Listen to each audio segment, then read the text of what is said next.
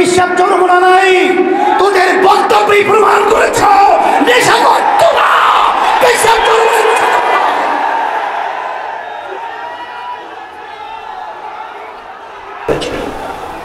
আজকে আমরা গর্ব সহকারে বলতে পারি ইসলামী যুব আন্দোলন আজকে 9 বছর তাদের প্রতিষ্ঠা থেকে শুরু করে তাদের কার্যক্রম চলছে।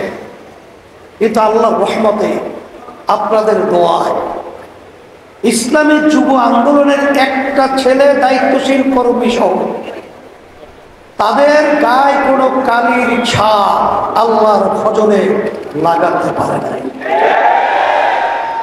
এই জন্য আমরা গর্বিত তোমাদেরকে নিয়ে। আল্লাহ রাসূল সাল্লাল্লাহু আলাইহি ওয়াসাল্লাম তোমাদের ব্যাপারে দোয়া করেছেন। যুবকেরা তখন আল্লাহর হাবিবের সহযোগিতায় ছিল, ইসলামের সহযোগিতায় ছিল, দেশ মানবতা কল্যাণ বাস্তবায়নের তারা সহযোগিতায় কাজ করেছে। তার বাস্তব নমুনা হলো তোমরা। আর আমরা যখন পাশে দেখি অন্যান্য রাজনৈতিক দলের যুব সংগঠন, তাদের কথাগুলো তামাম দুনিয়ার ইতিহাস বিরল হয়ে থাকবে। ইসলামী আন্দোলন বাংলাদেশের আমির পিশাব চরমনাইকে যেখানে পাবে সেখানে তাকে সাইজ করবার মেরে ফেলা হুমকি দেওয়া হয়। তাহলে তোমাদের মাধ্যমে জাতি ভালো কি আশা করতে পারে? এখনই তো তোমরা সন্ত্রাসী গায়ে নাই বক্তব্য রাখছ, এই সব যুব আন্দোলনের সংগঠনের ছাত্রদের আমরা বলতে চাই, তোমরা দেখেছ আজকে বাংলাদেশে রাজনীতি করা অত্যন্ত একটা কঠিন কেমন একটা অবস্থান তৈরি হয়ে গেছে। আগে আমরা শুনতাম যে যখন নাকি কেস হতো বাদী এবং আসামি তারা একত্রে নৌকা যোগে আদালতে যেত।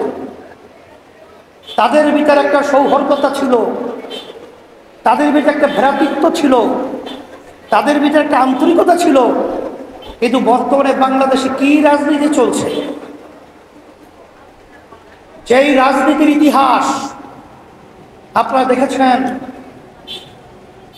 যে পিশাব চরমনাইয়ের ব্যাপারে বলে কি বলে, পিশাব চরমনাই মিথ্যা বলে, নেশা খায়,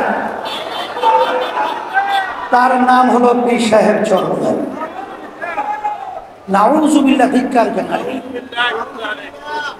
নেশা কাকে বলে না বুঝতে হবে। নেশা বলা হয় যারা সেবনের মাধ্যমে তার স্বাভাবিক অবস্থান থাকে না, তার ব্রেন বিকৃতি ঘটায়। নেশাখোর পিশাব চরমনা নাই, তোদের বক্তব্যই প্রমাণ করেছ নেশা করতো না, পিশাব চরমনা।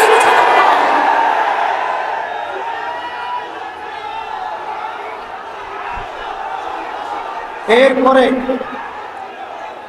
আপনারা দেখেছেন, নালে কোন সুস্থ মানুষ তারা কি এই ধরনের বক্তব্য দিতে পারে? তাহলে বোঝা গেল ওদের মাথা বিকৃতি ঘটে গেছে। তাইলে প্রমাণিত হয়ে গেল যে তোরাই হলো প্রকৃত নেশাখোর। এরপরে বক্তব্য রাখা হয় আমরা নাকি খয়রাত চাই, খয়রাত খাই। আমরা ছোটবেলায় শুনছিলাম যাদের আর্থিক সচ্ছলতা নাই তারা মানুষের কাছে পয়সা চায়, টাকা চায়। কিন্তু আল্লাহর রহমতে আপনাদের দোয়ায় পিশাব চরমনাই ইসলামী আন্দোলন বাংলাদেশে আমি বর্তমানে দায়িত্ব পালন করছি। শুধু আমি নয়, আমার বাবা, আমার দাদা, আমার দাদার দাদা, তারাও কিন্তু আলহামদুলিল্লাহ অর্থনৈতিকভাবে আল্লাহ অনেক সচ্ছল রেখেছে। আমার আব্বাজান রহমাতুল্লাহি আলাইহি তিনি কিন্তু প্রথম জীবনে যখন হজ করেছিলেন তখন তিনি নিজের ব্যবসার টাকা দিয়া দাদাজান থাকা অবস্থায় বাপের টাকা নেয় নাই, তার নিজের ব্যবসার টাকা দিয়া তার উপর হজ ফরজ হয়েছে। সেই টাকা দিয়ে তিনি হজ করেছেন। আর তোরা বলছো আমরা ভিক্ষা করি, ভিক্ষা নেই। আসলে প্রকৃত ভিক্ষুক তারা আজকে বাংলাদেশে প্রমাণিত হয়ে গেছে। আজকে সর্বক্ষেত্রে তোরা চাঁদাবাজি করো, তোরা আজকে ভিক্ষুক হয়ে বাংলার জমিনে ইতিহাস প্রকাশ করেছে। সেই হিসাবে আমি বলবো যে আমাদেরকে বলা হয় বিভিন্ন সময় আমরা নাকি মূর্খ। মূর্খর ব্যাখ্যা কোনটা আমি তো জানি না, কারণ আমি তো দস্তখত করতে জানি। মূর্খরা দস্তখত করতে জানে না, আমি তো পড়তে পারি। তাহলে মূর্খ আমার পড়ে কিভাবে? আমি তো পড়তে পারি এবং আমি পড়াতেও পারি, তাহলে আমি মূর্খ হলাম কিভাবে? আসলে যারা এই বক্তব্য রেখেছে তারাই হলো জ্ঞান পাপী, তারাই হলো প্রকৃত মূর্খ। এই সময় আজকে বাংলাদেশের মধ্যে সুষ্ঠু ধারা রাজনীতি করার মতো পরিবেশ কেমন জানি দিনের দিন নষ্ট হতে চলছে। কিন্তু আমাদের দুঃখ হয়, এই দেশটা আমার, এই দেশটা আমি জন্মগ্রহণ করেছি, এই দেশের মোহাব্বত এটা ইমানের একটা অংশ। সে লক্ষ্যে আপনারা দেখেছেন জুলাই 5ই আগস্ট ইসলামী আন্দোলন বাংলাদেশ, আমরা কিন্তু একমাত্র ইসলামের এই ব্যানার নিয়ে সর্বপ্রথম ন্যায়ের পক্ষে অন্যায় প্রতিবাদে আমরা এই বাইতুল মুকাররমের উত্তর গেটে প্রথম সমাবেশ মিটিং মিছিল করেছিলাম। আপনারা দেখেছেন 1987 সাল ইসলামী আন্দোলন বাংলাদেশ প্রতিষ্ঠিত হয়েছে। অদ্যবধি পর্যন্ত আমাদের একটা এমপিও কিন্তু আমাদের দলীয় ব্যানারে সংসদে যায় নাই। এর অর্থ কি? আমরা তো দুর্বল না, কিন্তু আমরা চাঁদাবাজদের সহযোগী হই না, খুনিদের সহযোগিতা হই নাই, দেশের টাকা বিদেশে পাচারকারীদের সহযোগী ক্ষমতায় যাওয়া সেরই আমরা হই না।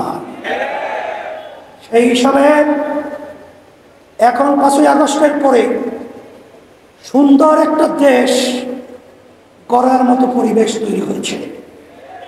আমি যুবকদেরকে বলবো, তোমরা যদি আজকে ন্যায়ের পক্ষে অন্যায়ের প্রতিবাদে আওয়াজ তুলতে পারো, তাহলে আল্লাহর রহমতে, আল্লাহর খাস মেহেরবানিতে এই দেশ একটা সুন্দর দেশে পরিণত হবে। সাথে সাথে আমি আমার অন্যান্য ভাইদেরকে বলবো, রাজনৈতিক দল যারা রয়েছেন, আসেন আমরা ক্ষমতা প্রেমিক না হয়ে আমরা দেশ প্রেমিক হই। আমাদের দেশের জন্য আমরা আমাদের কথা, কার্যক্রম, বক্তৃতা, আমাদের সমস্ত কার্যক্রমগুলো থাকুক, সেইভাবে আমরা পথ চলি। একে অপরের প্রতি আমরা ঘৃণা সৃষ্টি না করে আমরা দেশ গড়ার, মানবতার কল্যাণে এবং ইসলামের কল্যাণে কাজ করি। তোমাদের সকলকে ধন্যবাদ। আমি দোয়া করি, দোয়া চাই, আল্লাহ আমাদের সবাইকে যেন ইসলাম দেশ, মানবতার কল্যাণে কাজ করার তৌফিক দান করেন। আর বিশেষ করে আমি প্রশাসন ভাইদেরকে বলবো, আপনারা নিরপেক্ষ থাকবেন।